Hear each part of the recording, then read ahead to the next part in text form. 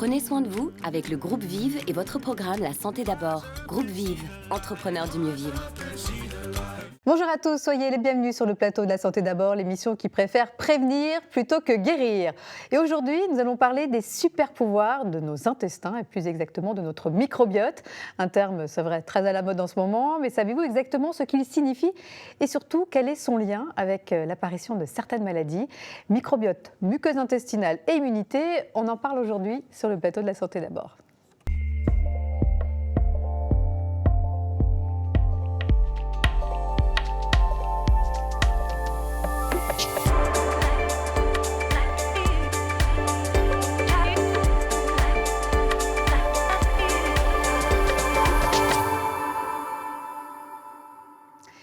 Vous avez régulièrement des maux de ventre, des ballonnements, des gaz odorants ou pas. Je suis désolée, cette émission ne va pas être très glamour. Ou encore vous souffrez de dépression chronique, de maladies de peau, d'allergies, de maladies auto-immunes ou encore de maladies neurodégénératives type Parkinson ou Alzheimer. Et si tout venait de vos intestins.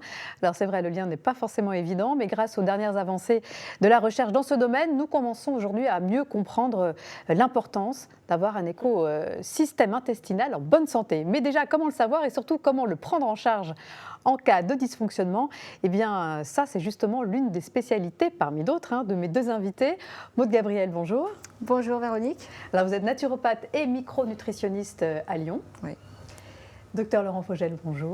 Bonjour Véronique. Merci d'être venu nous voir sur le plateau de La Avec Santé plaisir. d'abord. Je rappelle que vous êtes médecin et praticien en médecine fonctionnelle. Merci à tous les deux d'être sur ce plateau.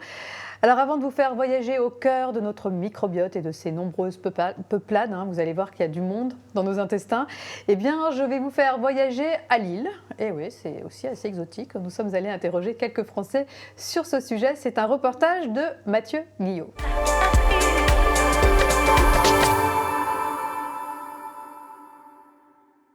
Les microbiotes, ce sont les bons germes qui aident justement à lutter contre toutes les infections, etc. Et qui sont toujours présents dans les intestins et que nous avons tendance à perdre petit à petit, régulièrement. Absolument pas. Pas du tout. Non, pas du tout. Je sais que c'est lié à la flore intestinale, mais bon, vous dire vraiment ce que c'est. C'est bactéries dans l'intestin, l'estomac. Un micro-organisme déjà qui agit sur le corps humain. On s'est rendu compte qu'il y avait une incidence aussi sur, si je dis pas de bêtises, sur le moral, etc. Enfin, il y a des tests qui ont été faits. On dit un peu que c'est notre, aussi. Tout sur le la santé. sommeil, la peau. Je prends des probiotiques en cure assez régulièrement, donc c'est par période, 2-3 mois, enfin une boîte ou un flacon. Ça fait du bien plutôt que d'aller avaler des médicaments et un traitement, de soigner justement en faisant une cure de probiotiques, ça marche. Bon, c'est vrai qu'à force de parler de microbiote dans les médias, les Français commencent à savoir un peu ce que c'est. Ils ont des notions aussi sur les probiotiques. En revanche, dès qu'on rentre dans les détails, on se rend compte que c'est quand même un peu moins précis. Alors justement, à quoi ressemble notre microbiote intestinal et de quoi est-il composé, docteur Fogel, très simplement? Alors, le microbiote intestinal, c'est à peu près 100 000 milliards de bactéries, soit 10 fois plus que de cellules qui composent l'ensemble de l'organisme. Donc c'est un véritable microbiome, un organe extra-humain que nous hébergeons et qui représente à peu près 2 kilos de poids. Il y a plus de bactéries que de cellules. Oui. Donc ce sont les bactéries qui font la loi quelque part Exactement. dans notre organisme. D'accord. Et le problème, c'est que ces bactéries doivent entretenir de bonnes relations entre elles. Tout à fait. Pour avoir ce qu'on appelle une eubiose, on doit avoir certaines bactéries dans des bonnes proportions. Notamment, on entend souvent parler des bifidobactéries, des lactobacilles, etc., qu'on peut retrouver dans certains yaourts ou autres. Et si on a, pour plusieurs raisons, peut-être on va le voir un peu plus tard dans le sujet, des facteurs extérieurs qui vont venir déstabiliser cette flore, eh bien on peut rentrer dans ce qu'on appelle la dysbiose, voire même candidose, on va en reparler je pense. Alors dysbiose, c'est quand il y a un déséquilibre entre les bonnes et les mauvaises bactéries, pour faire simple. Et une candidose, là, c'est quand il y a un champignon qui peut venir en plus proliférer, sans qu'on ait forcément... Champignon que nous hébergeons de manière habituelle, mais qui peut prendre le dessus si l'espace est laissé par les bonnes bactéries, justement. Donc on peut avoir une dysbiose, c'est-à-dire un déséquilibre des populations bactériennes, et une candidose aussi, on peut avoir les deux en même temps. On peut aussi avoir les deux en même temps. C'est la double peine. Et alors justement, quelles sont les conséquences de ce déséquilibre des populations bactériennes au niveau intestinal? On va avoir un tas de symptômes, ce qu'on appelle souvent le côlon irritable finalement, ou syndrome de l'intestin irritable.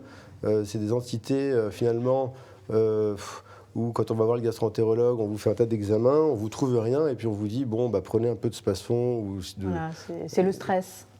Voilà, le stress. Ah ouais, ça, on l'entend souvent. À ce moment-là, en fait, on peut avoir des symptômes digestifs du style alternance de diarrhée, de constipation, de ballonnement, de douleur abdominale. Donc Mais, dans 80% mais qu'est-ce des qui se cas. passe au niveau de notre muqueuse intestinale?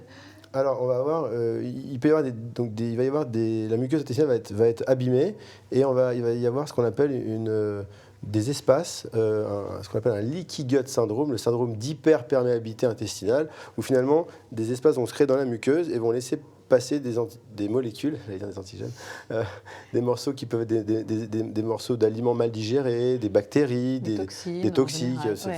Voilà, en fait, notre intestin devient une vraie passoire. Une passoire, et qui va donc être le lieu de ce qu'on appelle une inflammation, puisque toutes ces choses qui ne sont pas censées passer, vont générer des réactions immunitaires.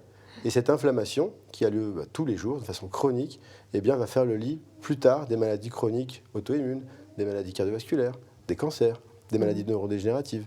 Donc, il y a une baisse de l'immunité également. Il peut y avoir des maladies de peau. Ça peut effectivement avoir des signes. Alors voilà, dans 80% des cas, vous avez les signes digestifs, comme on en a parlé. Et puis dans 20% des cas, vous pouvez avoir des signes extra-digestifs, comme vous venez de le dire, de l'eczéma ou de l'urticaire, des signes cutanés, des signes psychologiques, alternance par exemple de stress, d'anxiété, de dépression. Et de dépression, mais justement, ça tombe bien parce que Maud Gabriel est avec nous.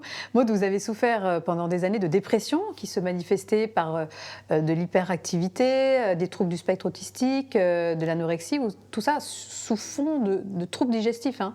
Oui, j'ai vraiment souffert de troubles digestifs depuis l'enfance, et ce qui m'a amené à mener une alimentation un petit peu exclusive. Enfin, vraiment, j'essayais d'identifier ce qui me causait le moins de troubles.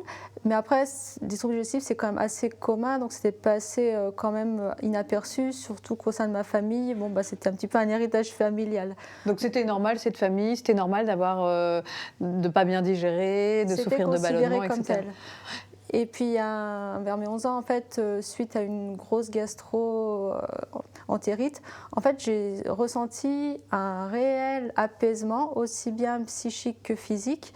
Et en fait, c'était tellement une sensation déroutante pour moi et apaisante que c'est là que l'enfer, en fait, de l'anorexie mentale s'est enclenché, parce que j'ai souhaité faire perdurer cet état d'apaisement, et donc restriction alimentaire, et puis là c'est vraiment l'anorexie mentale avec les hospitalisations qui s'en sont suivies et toute la panoplie médicamenteuse qui allait avec. Donc les hospitalisations, c'était internement psychiatrique avec contrat de poids, et puis pas beaucoup de solutions en fait.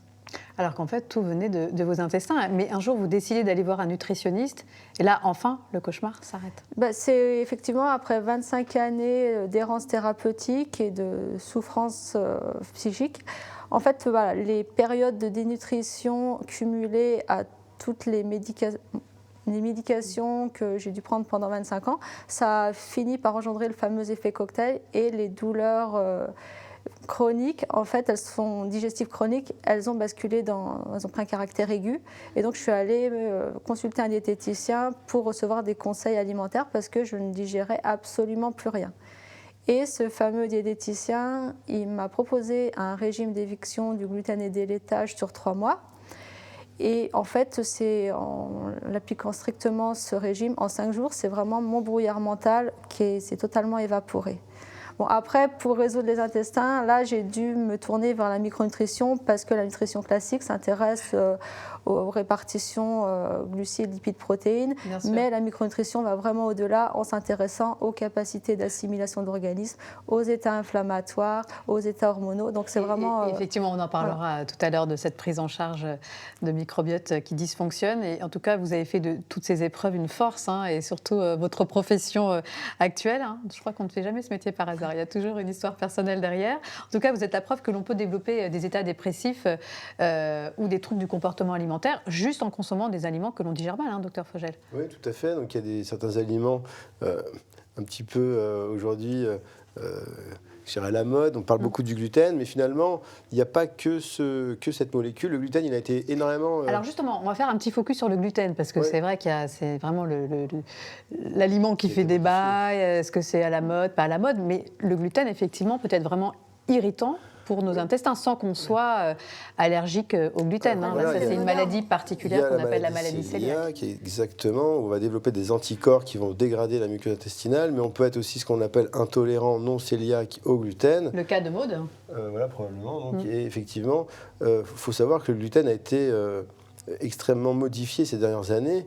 Il est passé de quelques chromosomes à plus d'une vingtaine, me semble-t-il. Pour améliorer le rendement, c'est ça? Et le rendre plus résistant? Du coup, le problème, c'est que notre intestin ne sait plus le digérer correctement et il devient toxique et il va provoquer quand il est absorbé dans l'entérocyte, dans la cellule de l'intestin, il va générer la production d'une protéine, la zonuline, pour ne pas la citer, et cette zonuline va provoquer une ouverture des jonctions serrées entre les entérocytes, nos cellules intestinales, et donc est à l'origine du leaky gut dont je parlais tout à l'heure. Les fameux l'hyperperméabilité intestinale. Ce gluten, on le rencontre dans quel aliment essentiellement, Maud? Surtout les céréales, il y a un petit truc mnémotechnique, sabot, seigle, avoine, blé, orge. Le blé, l'orge, l'avoine, voilà. Le seigle, oui. Et effectivement, il y a le gluten, mais il y a aussi les produits laitiers qui peuvent être aussi irritants pour la muqueuse intestinale. Maud, vous avez arrêté les produits laitiers, je crois, aussi. Oui, c'était vraiment sur les conseils du diététicien. Après, les produits laitiers peuvent avoir une double problématique, donc provoquer des réactions adverses par rapport aux protéines du lait, et puis aussi quand il y a le problème de la lactase.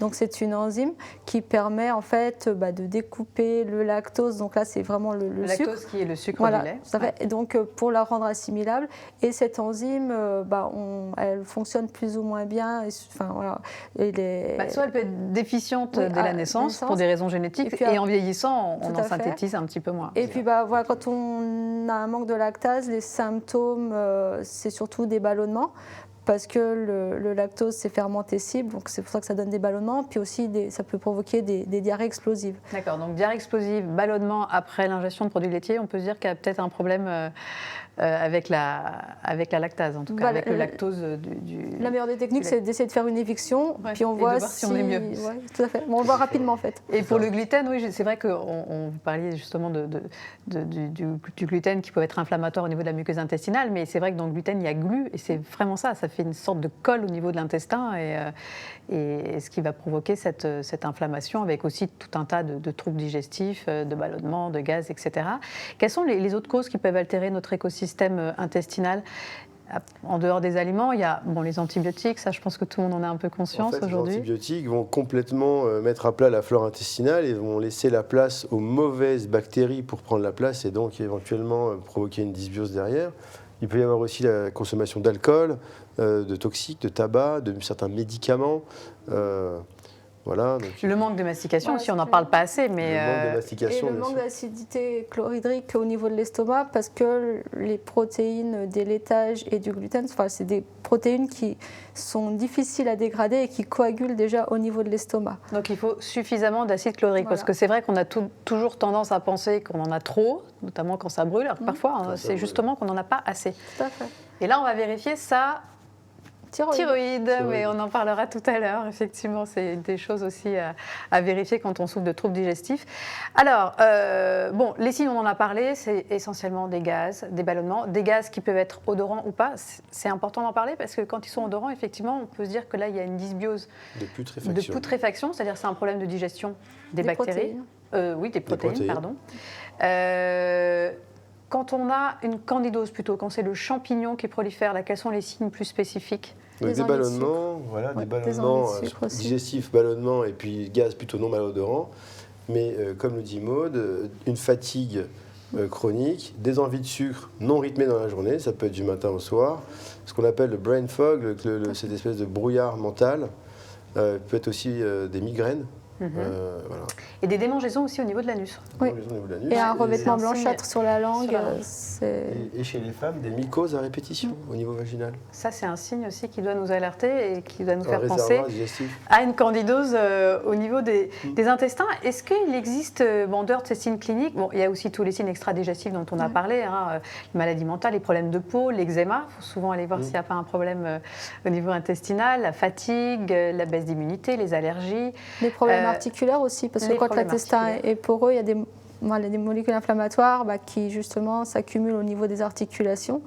Et les personnes pensent que c'est de l'arthrose et en fait, en travaillant, en restaurant le bios digestif, on améliore bien des choses en fait. Donc là encore, ça vient de nos intestins.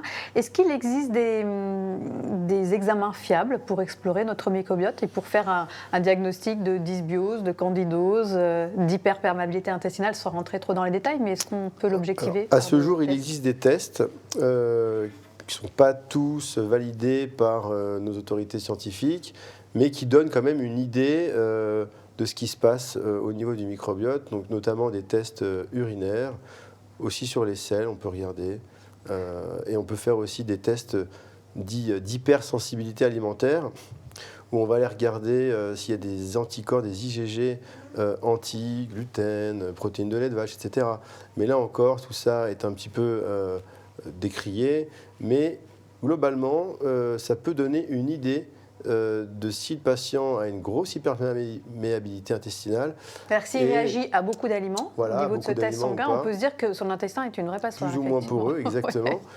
Et en même temps, ça donne des pistes sur peut-être je vais retirer tel ou tel aliment pendant un certain temps, je vais réparer la barrière intestinale, etc. Et effectivement, le patient se sent mieux. Et... Parce que si on continue à ingérer cet aliment, alors qu'on est en train de soigner justement son microbiote, le résultat risque de ne pas être très probant, on risque d'être en échec. Vous entretenez l'inflammation. L'inflammation par cet aliment. Mais je ne dis pas qu'il faut l'arrêter à vie. C'est probablement des aliments que vous allez arrêter un certain temps et qu'on réintroduira petit à petit par la suite quand les choses seront rentrées dans l'ordre. D'une manière générale, ce n'est pas forcément les aliments qui posent problème, c'est justement la capacité de l'organisme de réagir par rapport à ces aliments.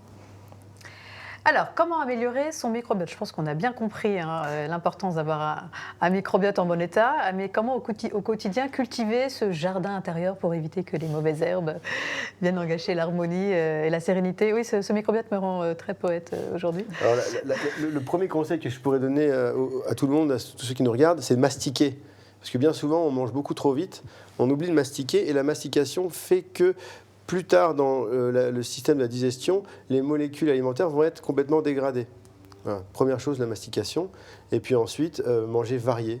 Il ne faut surtout pas avoir des alimentations trop restrictives, genre ne manger que tel légume, telle protéine. Et varié, ça veut dire quoi? Ça veut dire combien d'aliments différents, par exemple, sur une semaine? On sait ça moi, souvent, je dis à mes patients, essayez de manger pas plus que 2 fois le même repas dans la semaine. Et puis, vous ferez le lundi et le jeudi les œufs. Et puis, peut-être le mardi et le vendredi autre chose, etc. etc. Donc, il faut vraiment varier.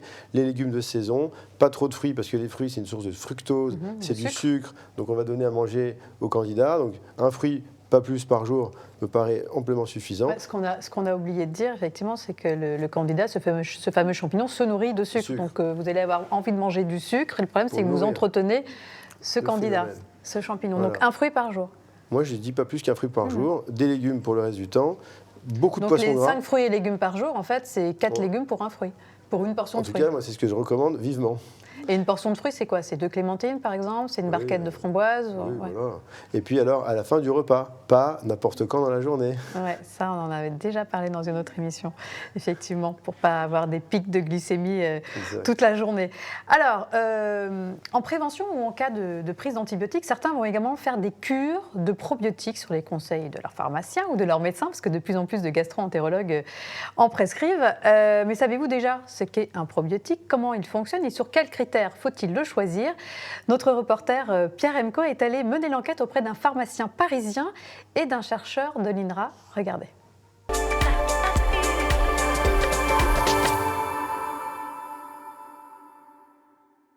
Le probiotique, ce sont des médicaments qu'on apporte à l'organisme humain quand il y a une déficience dans l'organisme, que cette déficience soit due à une maladie, à un problème d'immunité ou à la prise d'antibiotiques qui modifient ce qu'on appelle la flore intestinale ou le microbiote, qui est l'ensemble des bactéries, des virus, des cellules, et des champignons qu'on a naturellement dans l'organisme et qui concourent à un bon fonctionnement de l'organisme en général. Ces probiotiques aujourd'hui sont fabriqués par l'industrie pharmaceutique et donc un laboratoire peut être intéressant dans une indication intestinale, dans du confort intestinal, dans une maladie chronique intestinale et en fonction de la qualité des études, le pharmacien sélectionne ou pas un produit. On choisit un probiotique bien sûr en fonction du nombre de milliards de probiotiques qui existent dans une gélule.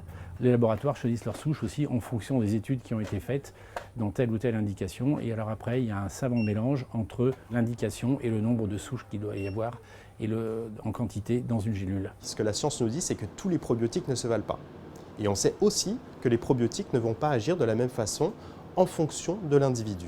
Ce que l'on fait ici, on séquence le microbiote intestinal d'individus sains ou d'individus malades, dans l'espoir de trouver des bactéries qui sont associées à la bonne santé ou au contraire des bactéries associées à la maladie. Donc on va, et c'est l'avenir du probiotique, avoir des probiotiques personnalisés, adaptés aux gènes, au microbiote intestinal, à l'alimentation et au mode de vie. Et la personnalisation des probiotiques pourrait être un nouvel outil thérapeutique dans des différents champs de médecine.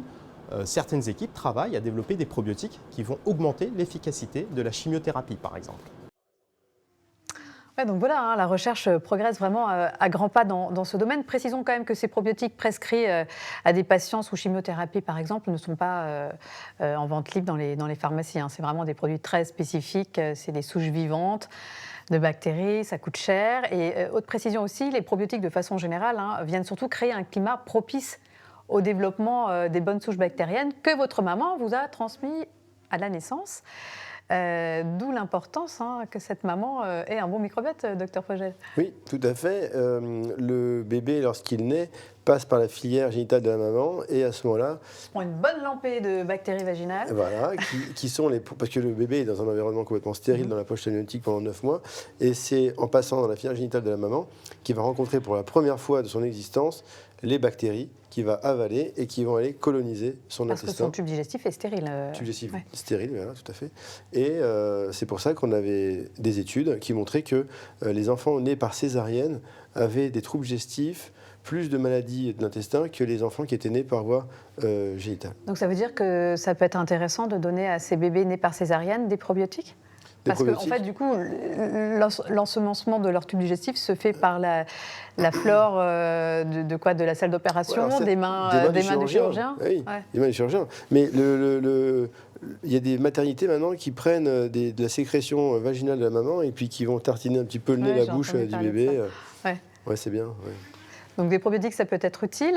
Importance aussi des prébiotiques. On commence à en parler, Maud. C'est très important de nourrir cette bonne flore intestinale. Oui, et en plus, les prébiotiques nourrissent les probiotiques. Et en plus, c'est intéressant pour la sécrétion du mucus. Donc le mucus, c'est une substance en fait, qui recouvre toutes nos muqueuses et qui sert un peu de site d'ancrage aux probiotiques, aux bactéries. Alors, on les trouve où, ces prébiotiques ? Surtout dans les fibres en fait, alimentaires. Donc, on revient à l'alimentation qui doit être adaptée pour entretenir notre équilibre digestif et intestinal en particulier. Et chez la maman et chez le bébé, la mère qui allaite son bébé, c'est extrêmement important parce que dans le lait maternel, on va retrouver un sucre qui s'appelle le fucosylactose, qui va être un des éléments constitutifs de ce mucus intestinal. Et donc, c'est bon pour le bébé. D'où l'allaitement. Et si on ne l'allaite pas, la maman peut prendre en complément du fucosylactose aussi, ça existe. Tout à fait. Qui permet en fait d'attirer les bonnes bactéries comme des boules de Noël en fait au niveau de la paroi intestinale. Exactement. Très bien. Alors, en termes de... Bon, on a déjà donné tous les conseils hygiéno-diététiques, mastiquer, c'est-à-dire avaler vraiment quand c'est une bouillie, avoir l'alimentation la plus variée possible. Mais en phytothérapie, en micronutrition, qu'est-ce qu'on peut conseiller pour prendre en charge ? Alors, évidemment, ça demande une consultation d'1 heure, d'1 heure et demie. C'est des prises en charge à personnaliser, mais quelles sont les plantes qui sont recommandées en général quand on a une candidose ou une dysbiose bactérienne ? Non, bon, on peut consommer donc de la berbérine, par exemple. Ouais, qui est la fois antifongique et antibactérienne. Voilà. Il y a les extraits de pépins de pamplemousse, mais bon, c'est pas très sélectif sur la dysbiose. La lysine, de l'ail, voilà, entre autres. Les huiles essentielles d'origan. Enfin bon, il de cannelle aussi. Enfin, il y a un tas de choses qu'on peut prendre. Et les probiotiques et prébiotiques, vous les ajoutez systématiquement Moi, je rajouterais que quand on fait un nettoyage digestif, je soutiens toujours le foie parce que ce qui est remis en circulation, c'est filtré par le foie. Et des fois, il peut y avoir justement des réactions de maltolérance. De toute façon, tout à fait. Donc ça, j'associe toujours... Parce que l'idée, en fait, c'est de faire un nettoyage, d'éliminer toutes les mauvaises bactéries. De rééquilibrer plutôt. De rééquilibrer. Donc ça veut dire aussi... soutenir le foie. Soutenir le foie, avoir adapté son alimentation, bien sûr. Évidemment. Et probiotiques, vous en donnez systématiquement ou pas quand vous faites ce nettoyage? Oui. En fait, ça va aider. Si vous voulez, on va détruire la mauvaise flore. Enfin, on détruit un peu tout finalement. Ouais, les bonnes on va réensemencer avec des bonnes bactéries pour qui vont prendre l'espace en fait, qui vont occuper l'espace laissé libre, et les bonnes bactéries vont pouvoir émerger à ce moment-là. Très bien. On le disait tout à l'heure aussi, c'est important de vérifier sa thyroïde parce que c'est une cause fréquente de dysbiose bactérienne ou de candidose. Quand on est en hypothyroïdie, quand tout est ralenti, on digère moins bien. Voilà, oui, donc ça c'est connu et reconnu. L'hypothyroïdie, c'est donc la thyroïde, la petite glande qui est située ici devant le cou, va produire les hormones thyroïdiennes.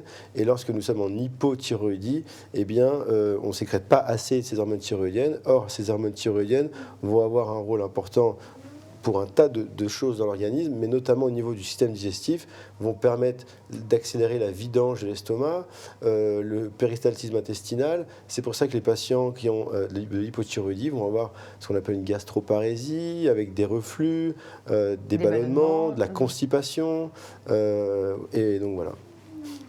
Merci à tous les deux pour cette plongée passionnante et originale au sein de notre microbiote que l'on commence à connaître de mieux en mieux grâce aux dernières avancées scientifiques. Alors pour en savoir plus sur les liens entre microbiote et maladies mentales, je vous recommande le livre de Maude Gabriel, Parle à mon ventre, ma tête est malade. J'adore ce titre, je trouve qu'il est... Il est extrêmement parlant. Aux éditions Granger, vous racontez votre histoire, ce combat que vous avez mené contre la dépression, dont la cause se trouvait tout simplement dans votre intestin. Donc un grand merci à tous les deux. Merci à tous, Véronique, en tout cas, de nous avoir suivis. Je vous donne rendez-vous très bientôt pour un prochain épisode de La Santé d'abord. À très bientôt et prenez soin de vous.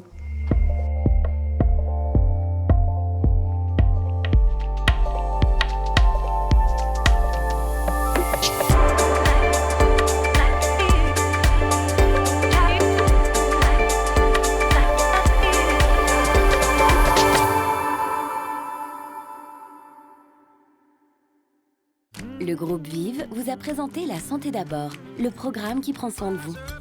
Groupe Vive, entrepreneurs du mieux vivre.